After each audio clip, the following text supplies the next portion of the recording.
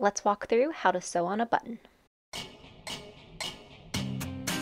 So welcome, I do sewing and DIY related content, and today's video is going to be all about buttons and sewing them on, as well as giving you a little trick onto how to sew on your buttons faster. So this could relate if you are doing a sewing pattern where you need to sew on a bunch of buttons, or if you've had a button fall off a shirt or a jacket, this will pertain to all of it. We're going to be focusing on really just two types of buttons, so your flat buttons such as these, and then a shank button, or a button that has that like little loop through the back. Now there are other types of buttons out there, so if you think about your jeans, you know, those have a different type of button. You have those buttons that are almost like a little toggle, and then you also have very decorative buttons that I think we've all seen, but I'm not going to be focusing on those ones as much. It's just going to be on our flat buttons. So these could be buttons, so for example, I'll zoom into this one that has those 4 dots. Some buttons only have 2 holes, and they could be, you know, covered in metal. They may just be the plastic. And then we'll also be focusing on how you would sew this button on, as it just has that little loop in the back. So I will focus on sewing up each of these, so one of each of those groups. So we'll focus on these 3, showing you how you could sew them on, and then at the very end I will give you a tip for how you can sew them all on faster, but I'll just focus on first how you actually sew these into place. So when you are ready to sew up your buttons, there are going to be a few items that you'll need. First, you're going to need some sort of hand needle. You can get these in a pack of different assorted sizes. Really any multi-purpose needle will work for this though, to sew up your buttons. So if you're not a seamstress, you're not going to be doing this a lot, you can go to Walmart and get a really cheap little package of needles that you'll be able to then use to sew up a button. You're also going to want some sort of thread. I'm going to be using this purple thread so that it has a nice contrast so you're able to see the stitches. Normally though, you will want a thread that matches your fabric or your button. You're going to want scissors, and then of course the fabric or wherever you are sewing your buttons onto, you need to make sure you have that. Once you've gathered the supplies though, you're ready to begin. So I have all of my supplies here. The first step I'm going to do is I need to thread my needle. So I'm going to take one of these needles. I'm just going to use a multi-purpose one. So as you can see, there is a tiny little hole. It's kind of difficult, and if you're someone who your eyesight isn't the best, you could definitely get like a needle threader to help you out with this step. I'm just going to take my thread though, and you're going to want a substantial piece of thread. If it gets too long, it can sometimes tend to knot up, so you want to be sure that it's not too long. You don't want too much thread, but also if it's too short, you're going to have to redo it multiple times. And then you're just going to put your thread through the hole. And we appear to be getting help. So I have my thread through the hole now, so I'm just going to pull the thread. So now at the end, you see that I have my 2 little edges of thread. Make it a little easier for you. So I do knot these. I know that there is talk that you do not need to. I feel much more comfortable if I have my thread knotted though, so I just take a little knot and begin. So I'm going to start off with my shank button, which is right here, so it has that little loop in the back. So I have my button, and I have my needle and my fabric, and I'm going to, you may have on your fabric where your button's going to be marked, so you have where it's going to go. So let's say I want my button to be here. I'm then going to push my needle through the fabric, bring it almost all the way through.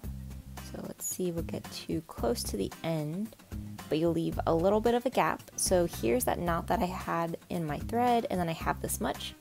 Then I'm going to bring my needle through that little loop, pull the thread, and then put my needle back through the fabric.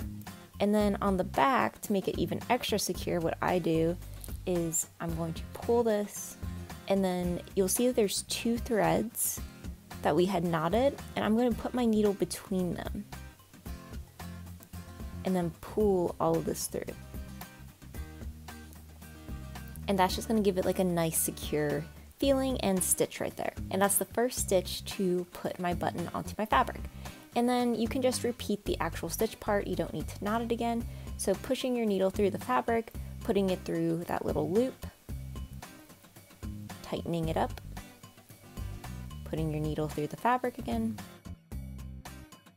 and then just repeating this multiple times until you feel that your button is secure. If you're just doing it like this single fabric layer with the single thread like this, you know, maybe about 10 times makes it so that the button is nice and secure onto your fabric. But it really depends on how much you want, what feels good, and how long you want to keep going. So here's what my button looks like. As you can tell, you can kind of adjust the fabric if you need to, if the tension feels off, but then your button will be on to your fabric. When you think it is done and you want to take the needle out of the fabric and you want the button to be complete, what I do is I kind of bring my needle through some of those stitches that I did on the back, and then I just take that little knot that I'd shown before where I go through. So I now have my needle underneath the thread, and I'm just going to knot it by pulling this, and then I repeat that exact same process again. Have my needle go underneath the stitches, and then just take a little knot by having the needle go through that, and then I knot it, and then at this point you can cut the thread off. And now my button is on my fabric. So that would be how I would sew on a shank button. So now we will talk about how you would sew on a flat button. So let's say, for example, one of these buttons that has the 4 holes, we will work through those steps. So I'm going to use the same piece of scrap fabric that I had, as well as my needle and thread. So I'm not going to rethread this or anything. I'm just going to add a new knot since I had some extra. And the way that I sew this on, so very similar to how I started the shank button.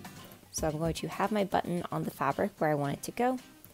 And then I'm going to push my needle so that it is through one of the fabric as well as one of the holes. Almost pull it all the way through. Then put the needle through a second hole, so it doesn't matter necessarily which one. Just want to pick one. And then on the back of the fabric, so I'm going to pull the needle as far as I can, and then you see that we have these 2 little threads.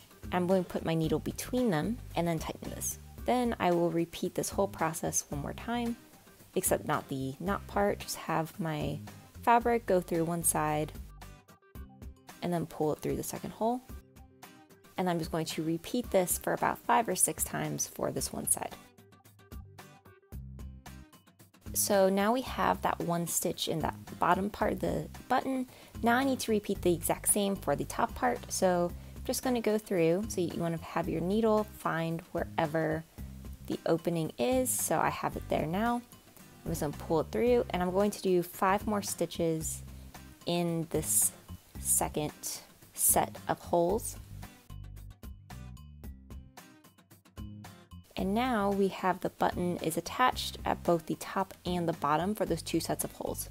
So now if you want to have it be extra secure, you can go through, so we've technically done like horizontally, but you can also do vertically. So we can do 5 more stitches, so from top to bottom on either side. So when you get to the end, very similar to the other button, you're going to flip over your fabric onto the back. And the way that I finish these off is I bring my needle underneath some of those stitches, and then I just take a little knot, and then I do this one more time, just take a little knot, and then you can kind of just pull your needle through, and then you're just going to snip off the thread. And now you have a button. So now we have just one more button that I'll show you, and this is where I'm going to show you that little trick that will make this all go so much faster. But I first thought it was important to kind of show step by step how you would do this. So let's say you had a button and you are kind of in a time crunch. This is actually, I think, a really well-known tailor's trick.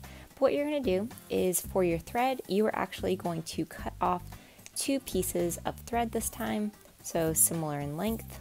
And then you are going to want both ends to come together for your thread. If you need to wet the thread, you can. And then you're going to have both pieces of thread go through the needle at once.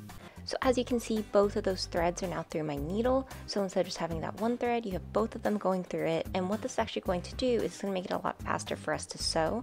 So this is a really old tailor's trick. I know a lot of different people have put this trick in their videos, but I wanted to share it here as well, as I do use it to sew buttons this way, as it does make it a lot faster and your button becomes a lot sturdier and more secure on your fabric a lot quicker. So very similarly to the other thread, you can see we now have 4 threads here. I'm just going to knot all 4 together. And again, if you're not big into knotting, you totally do not have to do this. This is just the way that I go about doing it. And then I'm just going to start sewing my button on as I did the others. So this one has 2 holes, so it's very similar to the other flat button, except we only have to repeat the steps 1 time since there's only those 2 sets of holes to go through. So I just bring my needle through once, and then I push it back through to the other hole, then bring it to the back, and then very similarly I put that little knot into the back, so I go through where I'd stitched previously and add that little knot so that it holds it in place, and then I just continue the same process for about 5 or 6 times since the thread is doubled.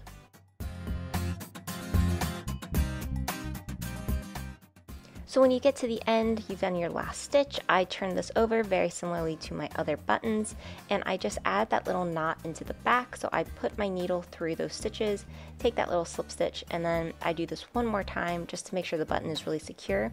This was so much faster to stitch because I did do that double thread, so it went a lot quicker and it became a lot sturdier faster. And then once you kind of do it as many times as you need to, probably the more use the button's gonna have, the more secure you should make it. I just clip it with my scissors, and then this button would be ready to go.